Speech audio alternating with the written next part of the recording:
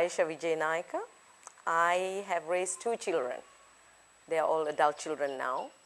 And I have a degree in Bachelor of Nursing Sciences, double degree, and I'm a registered nurse.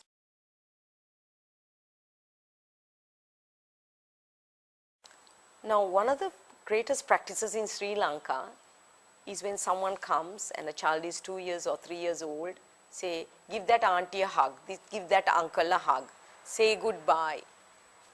I often wonder whether that practice is conducive to that child's upbringing. Yes, we must be affectionate, but if that person is a total stranger, to do something that intimate should be left up to that child. Children instinctively know what they like and don't like.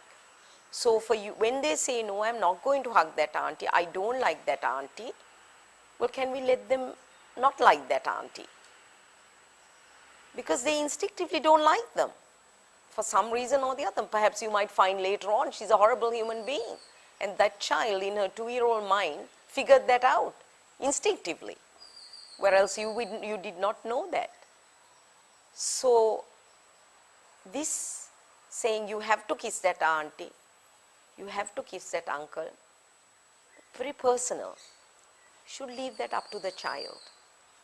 But we have a practice in Sri Lanka where we worship people. Perhaps that is far better because you're not hugging them. You're not doing something very personal. Remember, hugging or kissing or things, those things are very personal things in life. They need not be shared with every Tom, Dick and Harry. I often wonder whether by doing that, this is probably a little bit controversial to say that we are propagating promiscuity. Of course not. Being promiscuous is an entirely different matter. But to give our affection so freely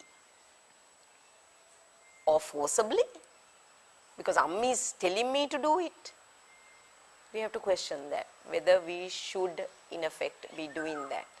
Leave it up to the child. But if you are saying goodbye, practice what we do. Whether we are Muslim or Buddhist or Catholic, there might be ways of showing and saying goodbye, but not forcibly ask them to kiss and hug these aunties and uncles who come along. If they are happy to kiss and hug, that's fine.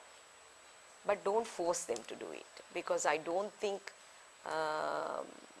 that's very good, because that child instinctively knows. You often see, you try to introduce a child and say, go and give that auntie a hug, or and the child is being given to a man or some neighbor or somebody, he will cringe and say, no, I don't want. Not that that uncle is bad, possibly something very simple, he is wearing spectacles and the child is frightened of the spectacles. He is dark, or he has something like a wound here that the child sees and thinks, my God, I don't like that. Not that he doesn't like the person. The child just genuinely does not like that. Or he's got big dark eyes, or is bald. Something as simple as having no hair on the head possibly frighten the little 2-year-old. So just give them the benefit of the doubt so that that child can choose who he hugs or she hugs and does not, or go to the arms. If someone says, often I see children in the mother's arms or the father's arms, someone saying, come to me, Putta, come to me. Child happily goes, that's fine. But don't force them to do it. Say, ande, there's no need. That is for your ego, to satisfy that other person's ego.